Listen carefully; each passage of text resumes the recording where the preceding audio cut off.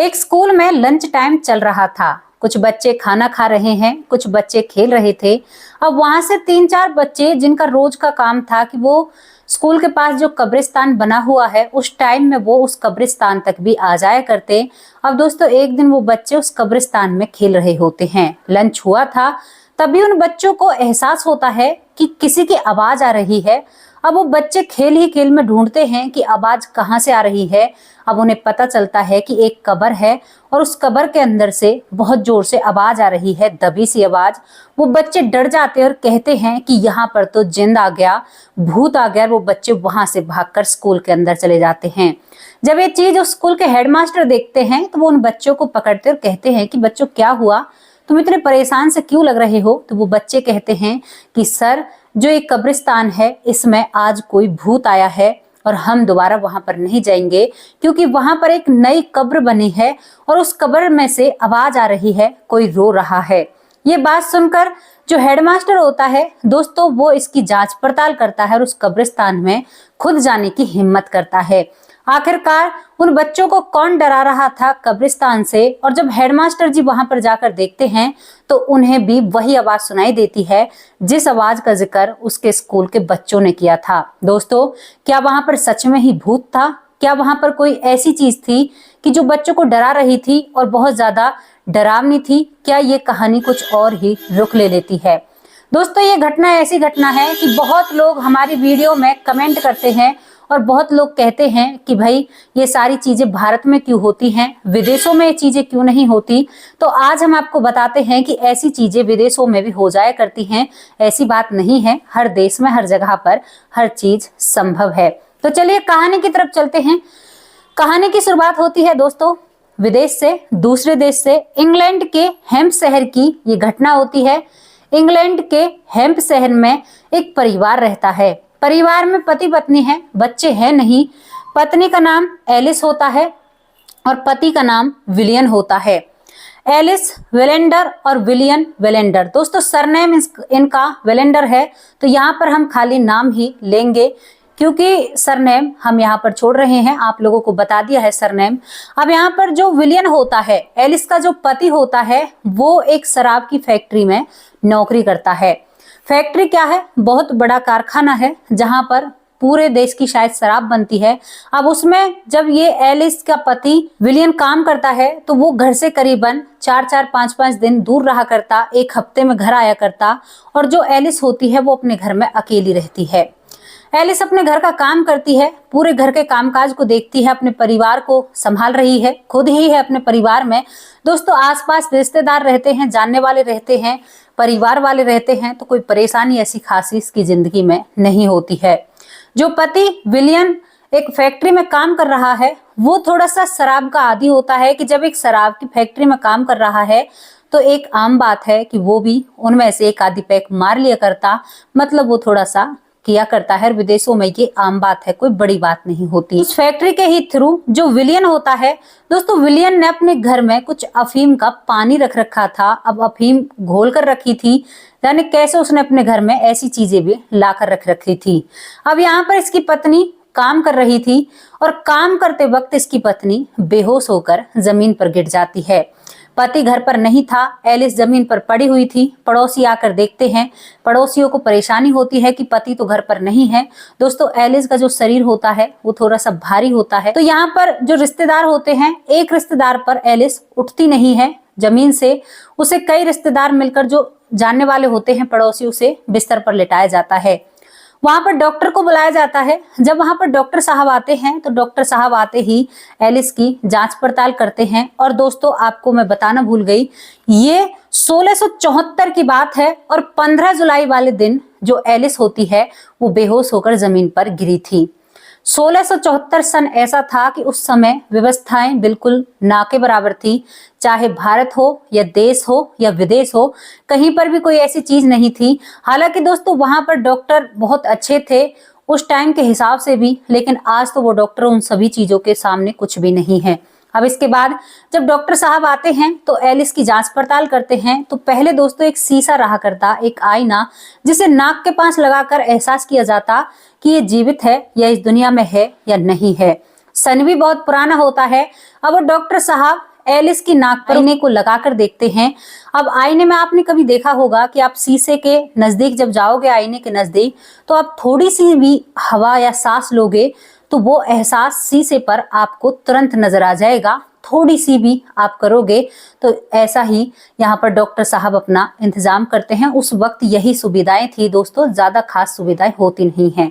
जब डॉक्टर साहब कई बार एलिस के मुंह पर शीशा लगा कर देखते हैं, नाक पर शीशा लगा कर देखते हैं, तो दोस्तों डॉक्टर साहब कहते हैं उन सभी रिश्तेदारों से, ये जो एलिस है अब इस दुनिया में नहीं रही है। रिश्तेदार कहते हैं कि डॉक्टर साहब एक दो बारी और चेक कर देख लीजिए, इनके तो यहाँ पर पति भी नहीं है, अगर उन्हें बुलाएंगे भी तो भी उन्हें 2 दिन लग जाएंगे। 15 जुलाई की दोस्तों ये बात होती है, 1674 15 जुलाई की बात होती है। रिश्तेदारों के कहने पर जो डॉक्टर साहब होते हैं वो कई बार चेकअप करते हैं, नब्ज देखते हैं।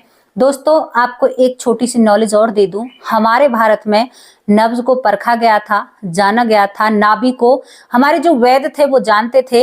विदेशों में ये सुविधा भी नहीं थी कि नाभि को कोई पहचान सके।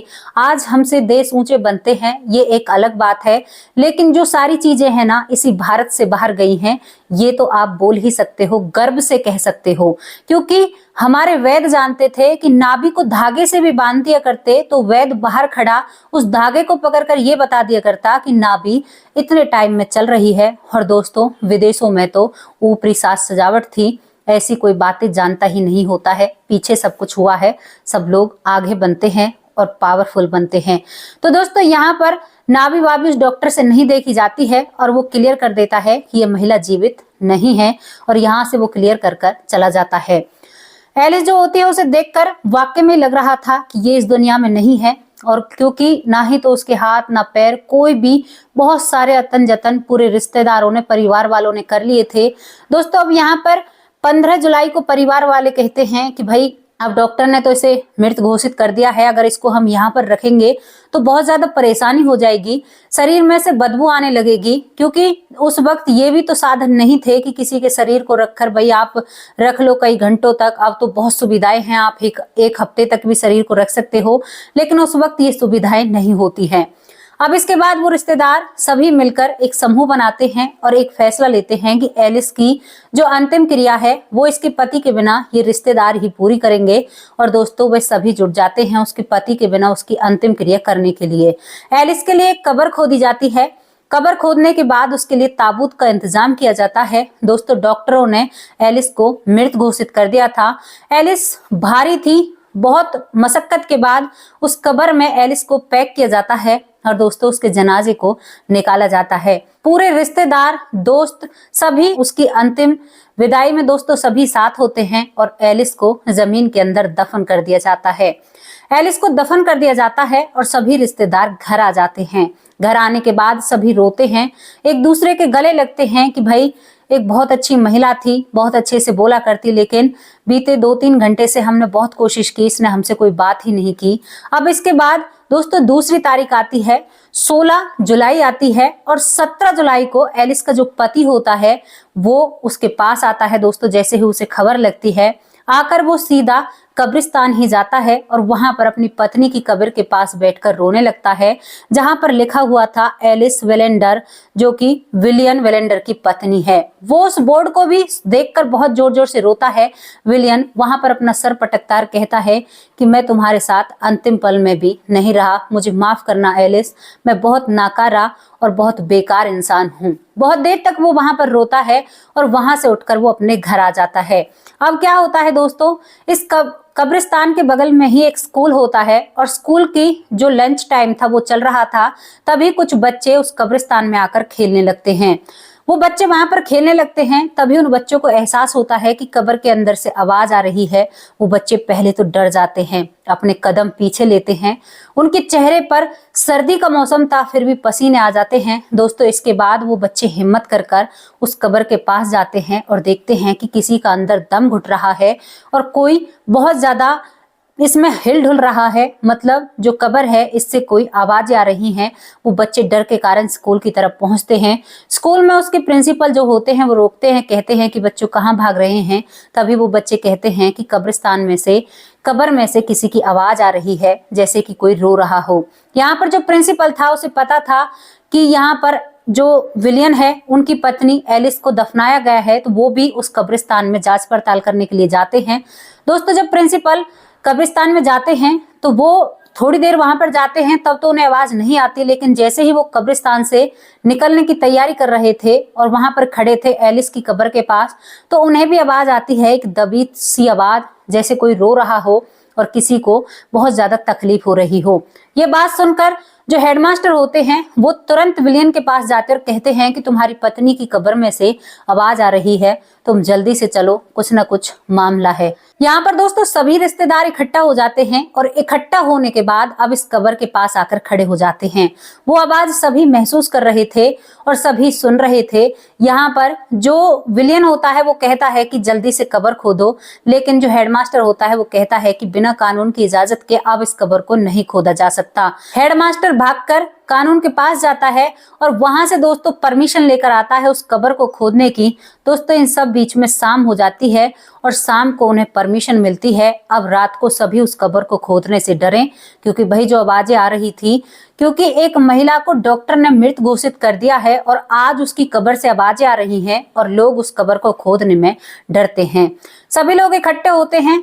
तो यहाँ पर जो विलियन होता है वो कहता है कि तुम्हें क्या पता, मेरी पत्नी शायद जीवित ही हो, क्योंकि कहीं ना कहीं विलियन जो भावनाओं में बह रहा था दोस्तों, उसके वे सभी साथ के जानने वाले कहते हैं कि हाँ ये बात भी हो सकती है। और उस दिन एलिस की कब्र को रात को ही खोदना शुरू कर दिया जाता है। दोस्तों जितना वो कब्र खुद रही थी उतना ही जोर जोर से आवाजें आने लगती हैं।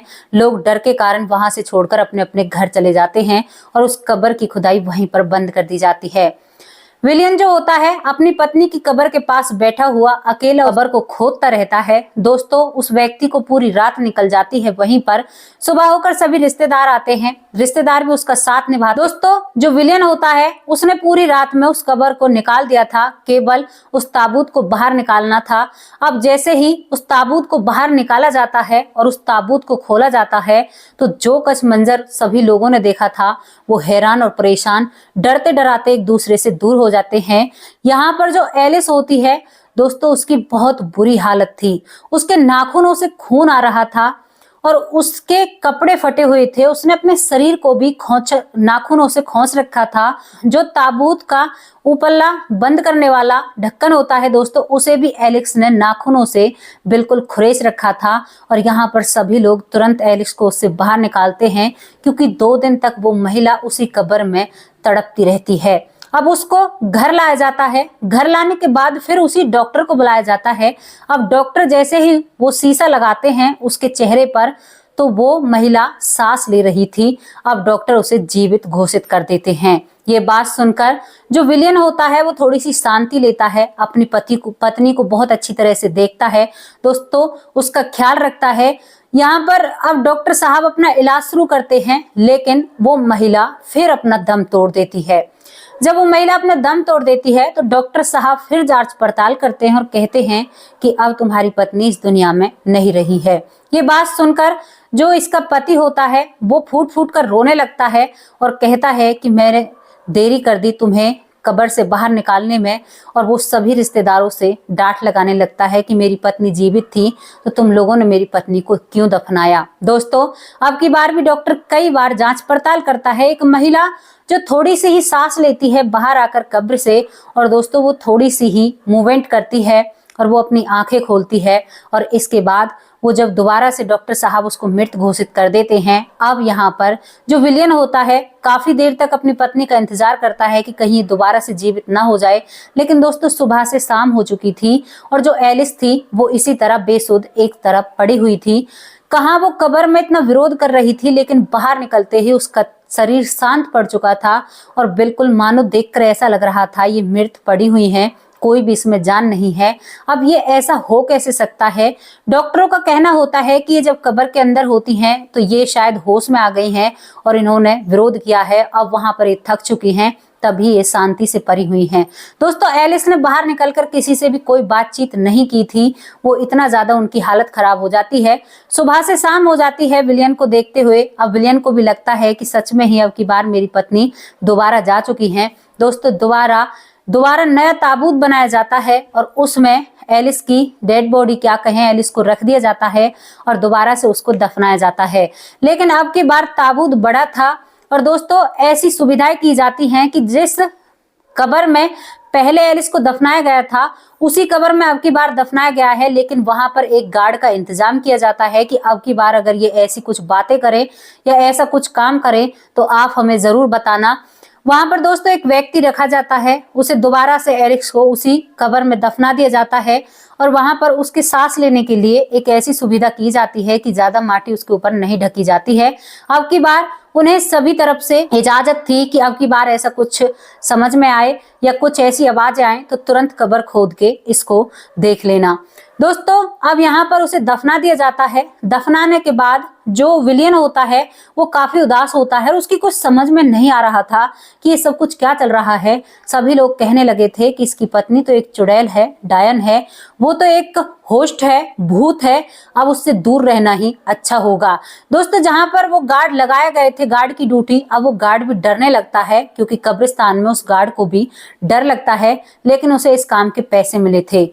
उस दिन बारिश होती है और बारिश होने के कारण जो वो गार्ड होता है एक ठेके पर जाता है और शराब पीता है कि रात को कौन देखने आ रहा है। और जैसे ही दोस्तों सुबह होती है, सुबह होने के बाद वो गार्ड दोबारा से एलिस की कब्र के पास खड़ा हो जाता है क्योंकि उसे किसी के सामने गलत साबित नहीं होना। लेकिन दोस्तों जब सुबह वो कब्रिस्तान में गार्ड जाता है तो वहां पर अब दोबारा से एलिस की जो कब्र है उससे आवाज आ रही थी। गार्ड तुरंत एलिस के पति विलियन के पास जाकर कहता है कि आपकी पत्नी की कब्र से फिर दोबारा से आवाज आ रही है। यहाँ पर सभी पड़ोसी कहते हैं कि अब हम वहां पर नहीं जाएंगे क्योंकि वो एक भूत बन चुकी है। क्योंकि ऐसा कैसे हो सकता है जब वो एक कब्र में इतना विरोध कर सकती हैं, अपने शरीर को भी नोच सकती हैं और जो ताबूत था उसे भी नोच सकती हैं, एक लकड़ी पर वो अपने हाथों के निशान बना सकती हैं, तो फिर वो बाहर आते ही सुन्न उसका शरीर क्यों पड़ जाता है और बाहर आते ही वो कोई हरकत क्यों नहीं करती। तो सभी लोग समझते हैं कि वो एक भूत है। लेकिन दोस्तों एक पति के दुख को देखकर सभी परिवार वाले उसके साथ चलने लगते हैं, रिश्तेदार, जानने वाले। अब वहां पर जाकर दोबारा से जो एलिस की कब्र होती है उसे खोदा जाता है और दोस्तों जो नया ताबूत उस पर वक्त दफनाया था उस ताबूत में अब वही सब कुछ देखने को मिलता है। दोस्तों 4 से 5 दिन इन बातों को निकल चुके थे। 4 से 5 दिन में जो एलिस होती है ना ही तो उसकी बॉडी गलना शुरू हुई थी, सड़ना शुरू हुई थी और कोई भी ऐसी दिक्कत नहीं आती है। लेकिन जब भी एलिस के ताबूत को खोला जाता तब उसमें एक नए सबूत मिला करते, क्योंकि दूसरी बार जब एलिस को दफनाया गया था तो नए कपड़े पहनाए गए थे। उसने नए ताबूत पर भी वही खरोसों के निशान बना दिए थे जो उसने पुराने में किए थे और दोस्तों वही सब कुछ, उसके नाखूनों से ब्लड आ रहा था। और अब की बार फिर दोबारा से एलिस को निकाला जाता है। एलिस को जब दोबारा निकाला जाता है, निकालने के बाद दोस्तों उसकी वही हरकत होती है, वो बाहर निकलने के बाद कोई भी मूवमेंट नहीं करती है। और अब की बार फिर डॉक्टर को बुलाया जाता है। डॉक्टर साहब देखते हैं, देखकर डॉक्टर साहब उससे कहते हैं कि ये जीवित नहीं है, ये मृत हैं। दोस्तों पहली बार में वो कहते हैं कि जीवित है, लेकिन थोड़ी ही देर बाद में 15 से 20 मिनट बाद में वो कहते हैं कि अब ये नहीं रही हैं। एलिस का जो पति होता है विलियन, वो डॉक्टर के गिरेबान को पकड़ लेता और कहता है कि डॉक्टर तू करना क्या चाहता है, ये सब कुछ हो क्या रहा है। सभी रिश्तेदार कहते हैं कि डॉक्टर की कोई गलती नहीं है। दोस्तों अब एलिस तिवारा मर चुकी थी और अब की बार एलिस को दोबारा से दफना दिया जाता है उसी कब्रिस्तान के अंदर, क्योंकि अब की बार वो बिल्कुल ही जा चुकी थी। अब यहाँ पर उसे दफना दिया जाता है और यहाँ पर फिर दोबारा से उस गार्ड को निगरानी के लिए रख दिया जाता है। लेकिन गार्ड की भी हवाइयां उड़ी हुई होती हैं, क्योंकि एक महिला बार बार जीवित हो रही थी और बार बार इस दुनिया से जा रही थी। गार्ड को बहुत डर लगता है, डर के कारण कई दिन उसमें गार्ड गुजारता है। दोस्तों उधर जो विलियन होता है अपनी पत्नी के गम में डूबा शराब का सेवन करता है। जब पति को होश आता है तो पति अब सभी रिश्तेदारों पर, सभी पड़ोसियों पर एक मुकदमा दर्ज कर देता है और डॉक्टर को का भी साथ में मुकदमा दर्ज कराता है कि एक डॉक्टर ने सटीक और एक अच्छी जानकारी नहीं दी। लेकिन सभी रिश्तेदार उस वक्त के समय में कहते हैं, क्योंकि 1674 की ये बात होती है, तो सभी कहते हैं कि इसकी पत्नी इंसान नहीं थी, वो एक भूत थी, तभी तो वो ऐसी हरकतें कर रही थी। दोस्तों यहाँ पर डॉक्टर अब कोर्ट में कानून को एक सटीक जानकारी देते हैं। पूरे रिश्तेदारों के खिलाफ यहाँ पर केस दर्ज था और सभी से दलीलें ली जा रही थी, सभी से पूछताछ की जा रही थी। एलिस का पति विलियम सभी से बदले के आक्रोश में जल रहा था। उसका कहना था कि तब तक मैं आया तब तक तो तुम्हें मेरी पत्नी को रोकना चाहिए था। दोस्तों यहाँ पर जब सभी से पूछताछ की जाती है तो डॉक्टर एक राय रखते हैं। डॉक्टर साहब कहते हैं कि मैंने 2 बार इनकी पत्नी को देखा, वो दोनों ही बार मृत थी, लेकिन वो मुझे नहीं पता कब्र के अंदर कैसे जीवित हो जाया करती।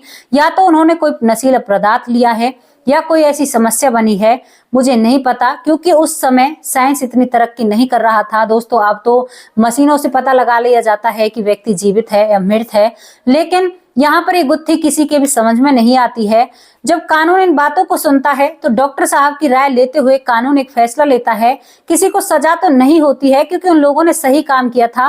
दोस्तों अगर उन लोगों को सजा हो जाती तो शायद उन लोगों की जिंदगी खराब हो जाती। अब यहाँ पर कानून एक फैसला लेता है, जो विलियन होता है उसे हर्जाने के तौर पर कुछ पैसे दिए जाते हैं और इस केस को यहीं बंद कर दिया जाता है। इसके बाद जो विलियन होता है अपने घर को होश हवास में आकर देखता है तो देखता है जो अफीम का पानी होता है उस पानी को उसकी पत्नी पानी समझकर पी जाती है, जिसके कारण उसकी ऐसी हालत होती है। दोस्तों उसका दिमाग काम करने से बंद हो जाता है। जब उसका दम घुटता तो उसका दिमाग काम करने लगता। वो एक ऐसे नशे के आवेश में जा चुकी थी कि जहां से बचना नामुमकिन था उस वक्त, क्योंकि उस नशे का कोई तोड़ नहीं था उस वक्त। दोस्तों जब डॉक्टर को ये बात बताई जाती है तो डॉक्टर सारी जानकारी देते हैं कि जो अफीम का पानी था उस अफीम के पानी ने उस महिला के दिमाग को सुन्न कर दिया था। जब उसे कब्र के अंदर दफनाया जाता तो वहां पर गर्मी का एहसास हुआ होगा और गर्मी के एहसास के कारण उसके दिमाग ने थोड़ा बहुत काम किया होगा, तभी वो अंदर जाकर हाथ पैरों को हिलाती है या चीखती है या चिल्लाती है। लेकिन दोस्तों कुछ लोग इस बात पर यह भी कहते हैं कि वो उसी दिन मर चुकी थी, उसके बाद ये कोई शैतानी शक्ति थी जो उस महिला से ये सब कुछ करा रही थी। तो मैं आप लोगों से पूछना चाहती हूँ, क्या कोई शैतानी शक्ति ऐसा करा सकती है? ये आप लोगों पर छोड़ती हूँ। लेकिन दोस्तों एक पति की पत्नी इस दुनिया से जा चुकी थी और ये उस पति के लिए बहुत बड़ा दुख था।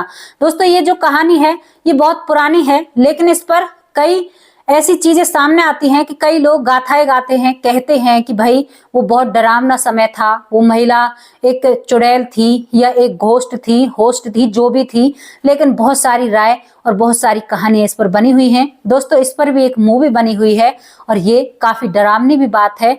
और एक और बात है दोस्तों, इस घटना को देखकर यहाँ पर जो इंग्लैंड होता है वहां पर जो ताबूत बनाए जाते हैं, जिन ताबूतों में लोगों को दफनाया जाता है, मरे हुए लोगों को, दोस्तों अब उनमें नई नई सुविधाएं करने लगे थे लोग, क्योंकि बहुत सारे केस ऐसे देखने को मिले थे इंग्लैंड में कि बेहोश जैसे महामारी चला करती तो बेहोश जो लोग हो जाया करते, तो उस समय ज्यादा पता लगाने की कोई चीज नहीं थी, तो कुछ लोगों को तो जिंदा दफना दिया जाता था। तो यहाँ पर ये सच भी इसका हो सकता है।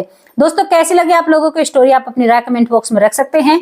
अब उन लोगों के नाम ले लेते हैं जो लोग हमारी वीडियो पर रेगुलर कमेंट करते हैं और जिनके कमेंट बहुत प्यारे होते हैं। पहला कमेंट है उर्मिला जी। उर्मिला जी आपके कई कमेंट हैं और आपके कमेंट हमें बहुत अच्छे लगते हैं, बहुत बहुत धन्यवाद, आपका तहे दिल से शुक्रिया अदा करते हैं। जया नवनीत जी आपका भी तहे दिल से शुक्रिया अदा करते हैं, आपका कमेंट बहुत प्यारा है। राकेश कुमार मिश्रा जी आपका बहुत बहुत धन्यवाद, आपका कमेंट बहुत बढ़िया था और बहुत ही अच्छा लगा हमें, आपने बहुत अच्छा कमेंट किया है। मित्र तिवारी जी बहुत बहुत धन्यवाद करते हैं आपका, आपने थोड़ा हंसी के साइन भी भेजे हैं। तो सर ये कहानियां ना जो सत्यता पर आधारित होती हैं, बहुत सोच समझकर इन घटनाओं को बताया जाता है, तभी आप लोगों के सामने लाया जाता है, तब इनमें कुछ सत्य की झलक दिखे या ये घटनाएं सत्य होती हैं। हम जनता को गुमराह नहीं कर सकते, ये हमारा एक लक्ष्य है हमारे चैनल के माध्यम से। दोस्तों यहाँ पर अब लखनलाल जी, बहुत बहुत धन्यवाद लखनलाल जी आपका। रेणु देवी मुंबई से, रेणु देवी जी जो हमारी बहन है, इनके बहुत प्यारे और सभी वीडियो पर हमारी पर इनके कमेंट होते हैं। बहुत बहुत धन्यवाद मेरी बहन, कैसी हो आप?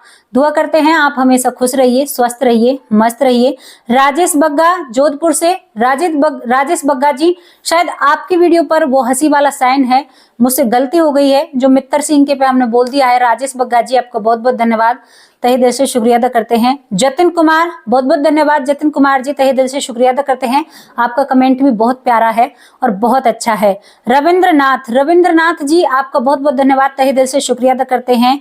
सिसोदिया भजन, ये एक चैनल की आईडी है दोस्तों, जो सिसोदिया बहुत पुराना ब्रांड है दोस्तों। बहुत बहुत धन्यवाद करते हैं, आपने हमें कमेंट किया, आपने अपनी राय रखी दोस्तों। एलिसा का बहुत भावुक भरा कमेंट था।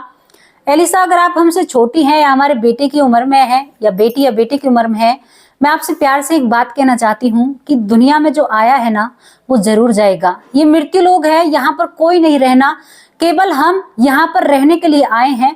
हमारा यहाँ पर कुछ भी नहीं है। तो कभी अगर कोई अपना चला जाता है ना तो उसका दर्द बहुत होता है। ये मैं आपसे कैसे कहूं, लेकिन अपने आप को संभालने की कोशिश कीजिए। आपका कमेंट हमें रुलाने वाला था, बहुत बुरा लगा जब आपने कहा ना, जो कमेंट आपने किया है। ऊपर वाले का हाथ, ऊपर वाले का प्यार आप पर हम सबसे ज्यादा रहेगा। तो ज्यादा दिमाग में सोचने की कोशिश मत कीजिए, अपनी जिंदगी को बेहतर बनाइए और कुछ कदम आगे बढ़िए। अगर यहीं पर खड़े रह गए ना तो जिंदगी बहुत बेकार हो जाएगी। हमें संभलना चाहिए, आगे बढ़ना चाहिए। आपसे इसलिए कह रही हूँ क्योंकि आपका कमेंट ना मेरे दिल को बहुत दुखा गया, क्योंकि आपका कमेंट था ही ऐसा। तो आप अगर मेरी बेटी की उम्र की हैं तो आप मेरी दोस्त हो या मुझसे छोटी हो या मेरी बहन हो। जो एक बार चला जाता है ना वो कभी वापस लौट कर नहीं आता। पुनर्जन्म जो होते हैं दोस्तों वो चले जाते हैं, ये सही नहीं है कि वो चले जाते हैं, लेकिन ये तय नहीं है कि हर किसी को अपना पिछला जन्म याद रहता है। ये तो कोई 100 लोगों में से या 1000 लोगों में से एक ऐसा होता है जिसे अपना पिछला जन्म याद रहता है। हालांकि सबके जन्म होने हैं, सबको यही आना है, लेकिन एक निश्चित समय तक के ही हम यहाँ पर रह सकते हैं, उससे ज्यादा हम यहाँ पर नहीं रह सकते। अगर सांसें गिनती की है ना तो उन्हें इतना ही हम ले सकते हैं, उससे ज्यादा हम नहीं ले सकते। यहाँ पर जितनी भी चीज है हमारे लिए ऊपर वाले ने व्यवस्था की है, इस व्यवस्था का लुत्फ उठाइए और अपनों से प्यार कीजिए और अपनों का ध्यान रखिए। दोस्तों एक और लास्ट का जो कमेंट है, जहां पर शमशेर खान जी ने पुनर्जन्म पर कहा है कि सब कुछ अल्लाह या ऊपर वाले के हाथ में है। हाँ बिल्कुल जी शमशेर खान जी, आपका बहुत बहुत धन्यवाद करते हैं। सब उसी के हाथ में है और उसी के चलाए हम सब चल रहे हैं। तो जैसी भी आप लोगों को हमारी स्टोरी लगी हो ना, आप अपनी राय कमेंट बॉक्स में जरूर रखा कीजिए। कल फिर हाजिर होंगे किसी सच्ची और अच्छी स्टोरी के साथ। तब तक के लिए नमस्कार, जय हिंद, जय भारत।